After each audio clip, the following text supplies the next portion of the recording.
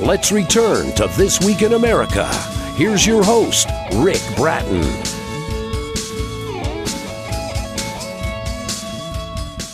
Welcome back, everybody, coast to coast. This Week in America. Walk With Me is an autobiography of author Mark Lynch's life, filled with many of his extraordinary experiences, struggles, tragedies, and blessings. Mark is no stranger to death, and he reveals what happened in 2 near-death experiences and his visit to paradise in the afterlife. Mark shares intimately of his confrontation with God and how this confrontation sparked a personal relationship with the Lord that not only changed Mark's life, but also the lives of his family, friends, and acquaintances. This book offers hope for those facing their own heartaches. Mark Lynch, an ordinary man who has lived life full of extraordinary experiences, a walking, talking, modern-day miracle, and the author of Walk With Me, 2nd edition, joins us on This Week in America. Mark, welcome to the program. It's great to have you with us. Thank you for having me, Rick.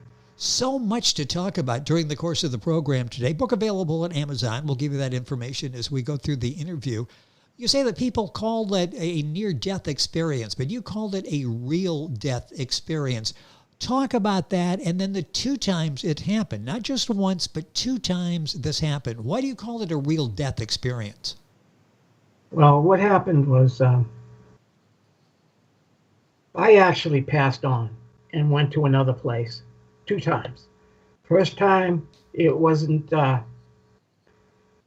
It was very interesting. What had happened is I was in a car accident back in 1979, and I broke my neck in 4 places. But back then they couldn't fix it. They couldn't do fusing. So they told me to live with it, and they put me in a neck collar. And it took about 25 years before I could actually go back and have them work on it, because I had calcite deposits and bone spurs that were growing inside where all the breaks had happened, and they were penetrating my spinal cord. So I was within millimeters of having my spinal cord severed. So they said that they had to go back in and they have to cut the vertebrae out, grind them down, put them back in, put a metal plate over it, screw it in, and take some fusing material, and it would be better to take it from me than from a cadaver. So they took it off of my hip, and they used that to fuse it all together. I woke up, I was great. 3 days later, they wanted to send me home, but I noticed my throat was killing me. And when I went home, they told me it would all calm down, but it didn't. It got worse. And at the hip site where they took the bone marrow out, and the fusing material, they left me with a little called necromancing fasciitis, and it was now eating my bones. My skeletal system went all through my body, rotted out took out my teeth, the whole bit. I mean, it moves fast. My wife rushed me into the hospital. I was in there, and I was waiting for the doctor to come in that was going to do the operation, and then this doctor came in. He looked like a 15-year-old kid, and all I could think was Doogie Howser. And I looked at him and I says, "You got to be kidding me, man. Who are you?" And he says, "Well, I'm your doctor." I says, "No. Listen, does your mother know you're skipping school, coming in here, doing this kind of stuff?" And he got real indignant after I did that, and he turned around, and next thing I know, everything got black. My throat was closing, and now it closed. And I was flopping on the table and doing what you do when you die. And everything went black for it. It didn't seem like it was that long a time. But the next thing I know, I woke up and I'm looking down at my body.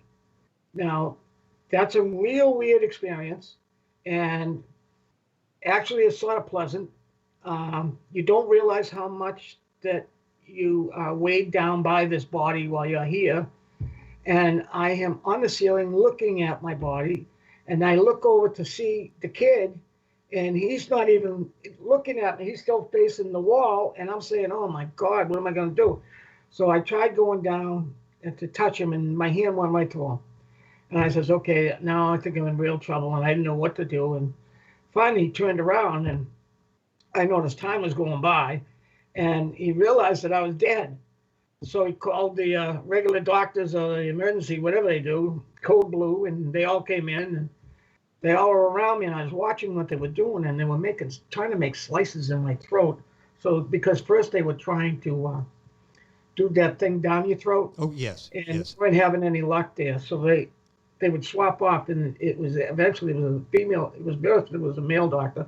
Then it was a female doctor. Then she couldn't get anywhere. So now they said, okay, we'll try it this way, and they tried making slices to put a tube in to see if they could get me breathing, because all this time I'm not breathing, and the clock's ticking, and I'm not in my body. I'm out looking, watching this whole scenario take place.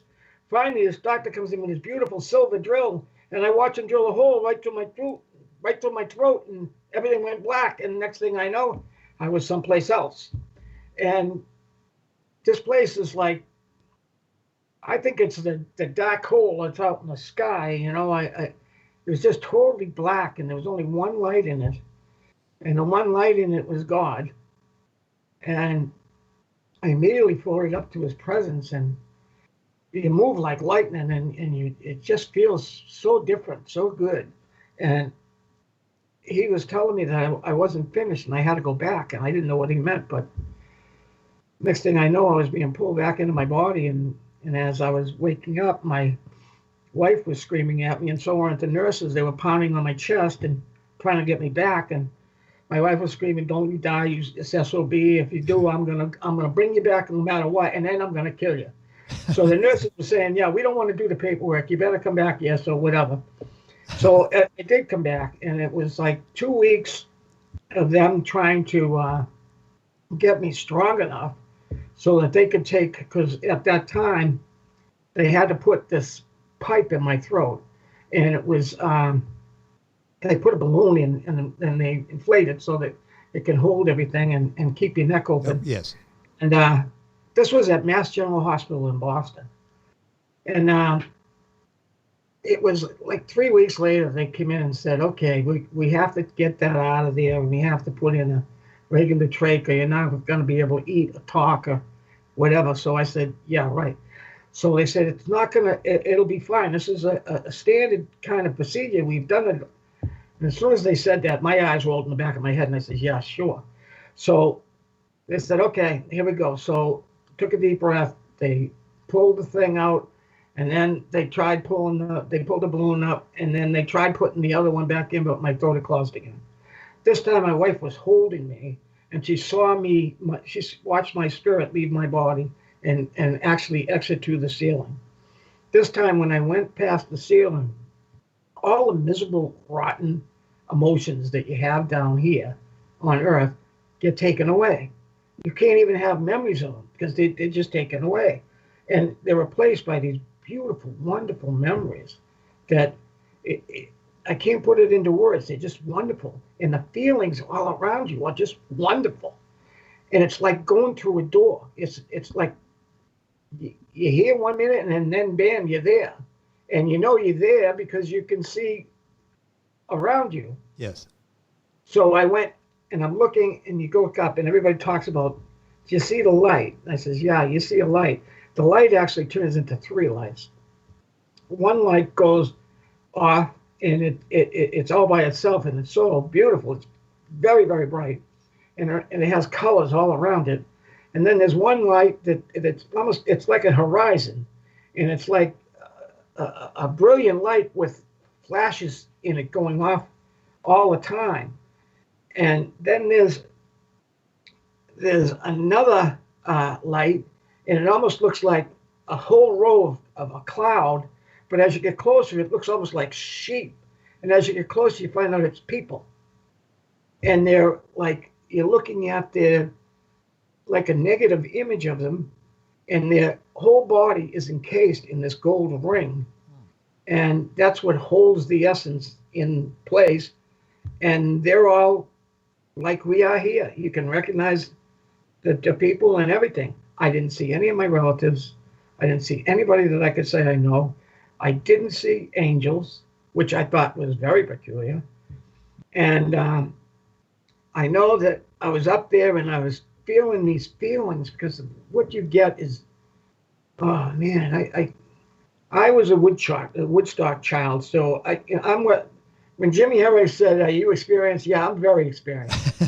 This was nothing like it. This blew that It's away so amazing. far. It was ridiculous. It is so wonderful.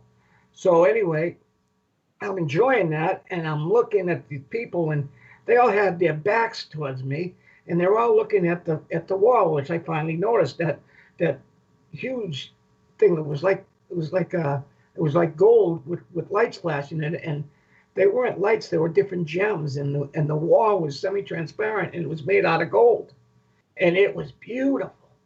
And they're all looking at that like they're waiting for something to happen, and they're not turning around looking at me like I'm no big deal. That's nothing. And I'm wondering why. And then all of a sudden I hear a voice, and the voice says, "Mark," says, because the voice knew I was thinking, "Wow, this is heaven. This is beautiful." And the voice said, "You're not in heaven." And I, I instantly knew it was Jesus. And I turned to look, and he's all by himself. He's like hovering in the midair, and he's surrounded by this gorgeous, gorgeous, multicolored rainbow all around him, and it was so beautiful. And as the colors come off of the rainbow, they hit you like lightning bolts, and they like each one has another wonderful feeling that you've never felt before ever because they don't exist here. And it's like, oh, so while I'm there experiencing all that, he explained to me that what I was looking at is not heaven, and where I was not heaven. That where I was called paradise, and I understand why it's paradise. I could do 1,000,000 years there. Maybe I can use 100 million, even more. Yes. It was so unbelievable. So anyway, while I'm there and I'm listening to it and I'm feeling it and I'm seeing it, and the colors are so brilliant and beautiful. I didn't want to go back. There's no way that I had any intention of going back. I'm here for life. Yes. If I don't have to go on to heaven, and I'm wondering why these people are not staring at me. And he says, "Mark, that is the wall of heaven. And what these people are waiting for is they're waiting for the great banquet that's going to happen, and they're waiting for it to happen, and it'll be soon. And it's the marriage of the bridegroom to his church, the bride. The bridegroom is Jesus, and they're all waiting for it. And I'm sitting there, standing there, and just taking it all in, and just the awe of it was just stupendous. So the next thing Jesus says to me is, "Mark, you're only going to be allowed a glimpse, and then you have to go back because you're not done." And I said, "Oh no, no, no. Let me I don't want to please. go back. I want to stay here. There's nothing here. There's nothing here that can come even close to comparing to that." And he says, "No, no, you can't. You got to go back. You can't argue with God and win." Next thing I know, I can feel myself being pulled back in my body, and it hurts when you go back in your body. And I'm coming back around, but this time uh, I was in it was the intensive care unit at Mass General, Yeah. because they figured this time out there's no way that he's coming back, because I guess it took them more than 20 minutes to get me breathing, and after 3 you're a vegetable. And I had so much wrong. I had necromantic fasciitis in all the bones in my body, and it was spreading It's fast. just what an amazing story. If you're just joining us, Mark Lynch is our guest on the program. His book is Walk With Me, second edition. He talks about what happened in 2 near-death experiences, his visit to paradise in the afterlife, and that's where we are. And boy, the time is going by so quickly. What a remarkable story. And Mark shares all of this very intimately in his book, Walk With Me, second edition. Book available at Amazon, all the usual places. If you go to our website, you'll be able to log on and get information there as well. Why do you think, and I'm going to use the word chosen, why do you think you were chosen for this visit to paradise? And Because I'm a then, nobody. God doesn't use somebody's. God uses nobody's. No important value whatsoever to anybody except his family. That's it. And that's who God uses. Why? Because he's trying to get a message out. Okay, yeah, I was going to say, why is that? I'm sorry, I cut you off there. Why do you think that is? Okay. That book called the Bible is real from cover to cover. Every single word. It's real.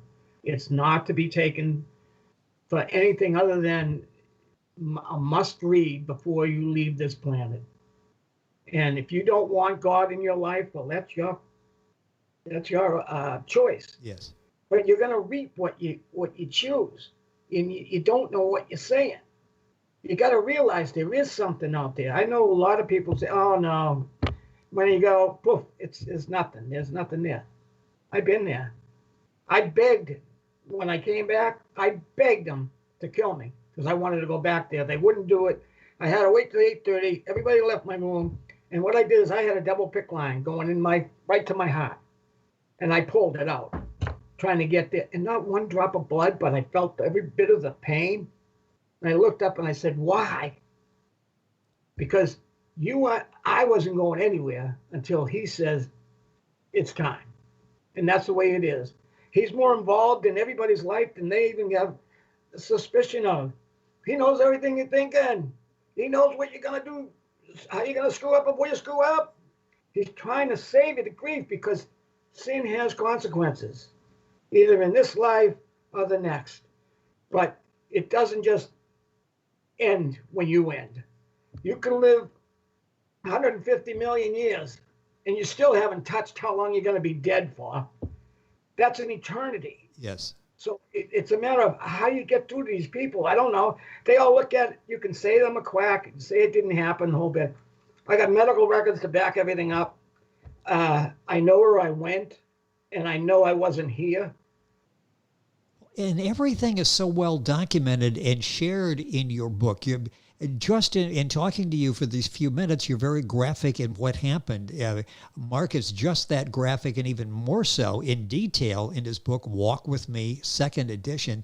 And this wasn't like, knowing about your background, you were not a particular, I mean, you were an ordinary guy that made, you mentioned Woodstock, you enjoyed life, so it wasn't like this was a reward for living a very religious life. You're just a guy like the rest of us out there, chosen for this. You got it. Why me? I say that to him. I lie there and say, why me? Why me? All the time. And you know what I get back? Why not you? Why not? Okay. Yeah. That's how it is. And everybody can say the same thing.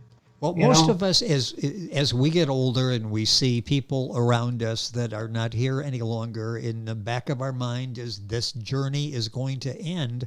How do you look at this journey going to end? And I know the answer to that. I can see it in the smile on your face. Fine, I'm ready for the next one. Yeah. And you know what happened? After going through that, I'm not afraid of anything, especially death. There's nothing to fear there.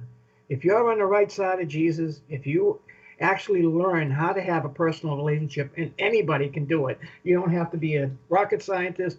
You don't have to be, anybody can do it.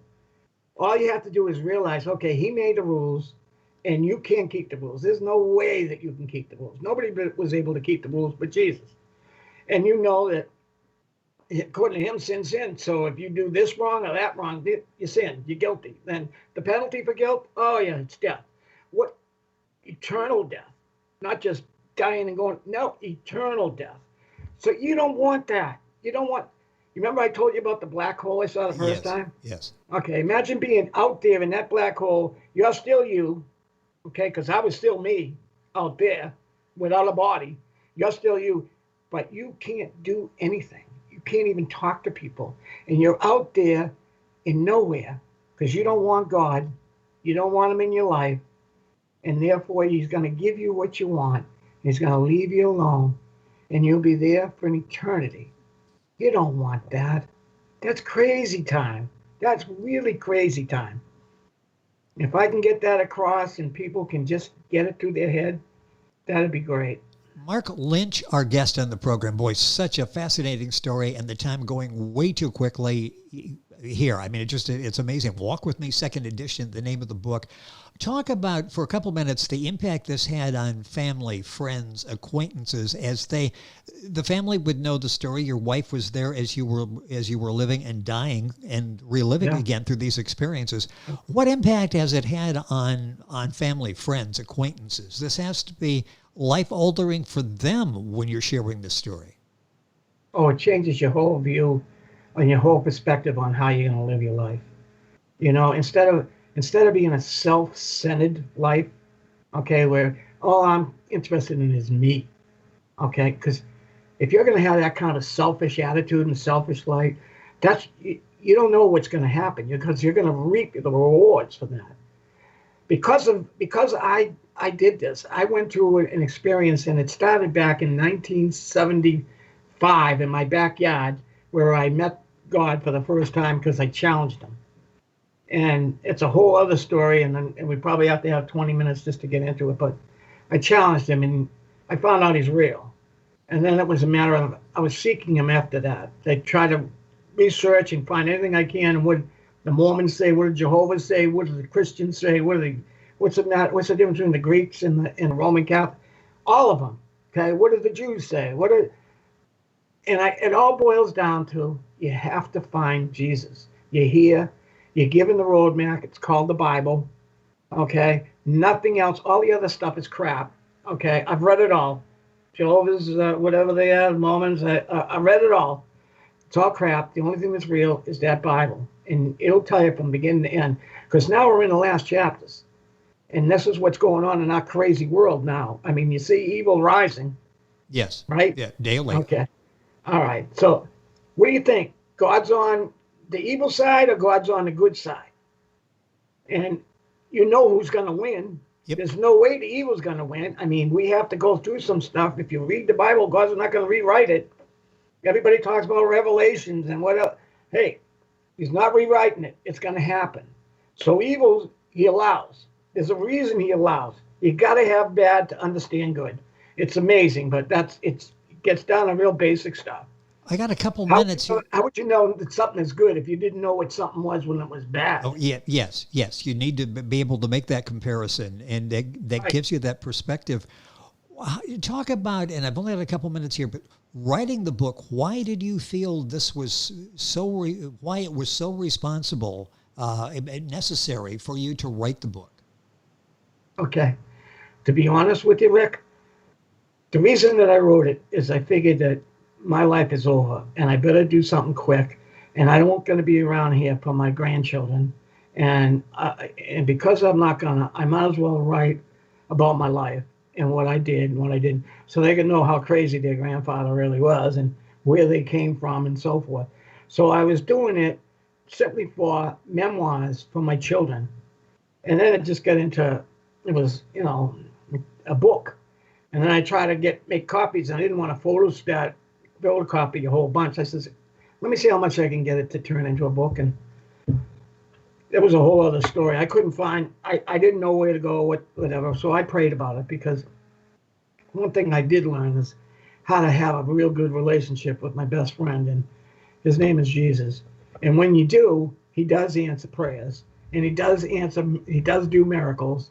He still does. And I'm a living miracle, because I'm like 1,000,001 shot. I never should have had. Never. I had broken my neck in 4 places. I had necromantic fasciitis through my whole body. I had double pneumonia. Both of my lungs had collapsed. I had a heart attack. I had stroke. I had, I don't know how many seizures. And I wasn't breathing. So the doctors looked at it and said, well, geez, after a couple of minutes, your brain's going to just turn to mush, and just, all those brain cells going to die. And they all had their whatever. But God does miracles, because they know when it's recorded, hey, man, 20 minutes? You got to be kidding me. And here I am. I did have some damage, and I can feel it, and I carry it around with me every day.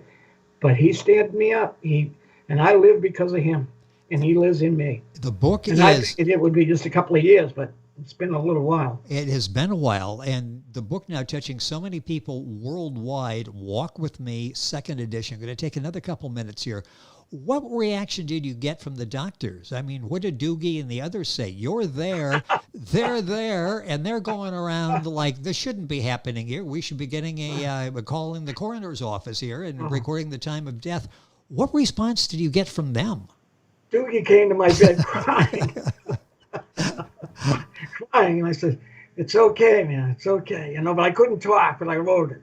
And I said, it's okay. And I remember lying there, and I had these 3 nuns, which I thought was really weird, but I think they were nuns, so I didn't know. Well, they might have just been caseworkers, were they, like, ones that served the meals or something. But they came in, and one stood on my left side, the other was on the right, and the other one was at the end of the bed, and they says, can we pray for you? And I says, yeah, I nodded, please. And they did, and I get weird reaction like that. Yes. So I don't know how else to deal with it. It's not like I'm not a celebrity. I'm just a schmuck. I keep telling everybody, hey, look, I'm an everyday schmuck. Okay. I put my pants on one leg at a time, just like everybody else. And I use the John, come on. So it's changed everybody's life around me, my wife's life, my children. Oh, I can imagine. Yes. My wife wanted to have me committed. When I came back and told her about this stuff, oh man, that was it. She called her priest in. She was an Albanian Orthodox. He called me in and into his office and he thought, after hearing me and I explained everything, this was actually before the operation. It was when I had gotten my first encounter with God, and I explained what God was telling me in the whole bit. He went out and told my wife, you better listen to him, because I don't think he's crazy. So that things changed. Braintree Community Food Pantry. We've distributed, I don't know, tens of thousands of food and every other need that they have, trying to help people. And my wife even worked at Meals on Wheels, and we served in the churches. All my kids are strong believers. My grandchildren are strong believers. And it's a whole different way of living. It's a healthier way. And your family is a healthy family. If you're really living up, like, and you're not ashamed, you can look God straight in the eye and say, okay, yeah, okay. When I screw up, I screw up. But for the most part, I'm trying to live by your rules. You say this is no good, I'm not going to do it. I know it offends you when I do it.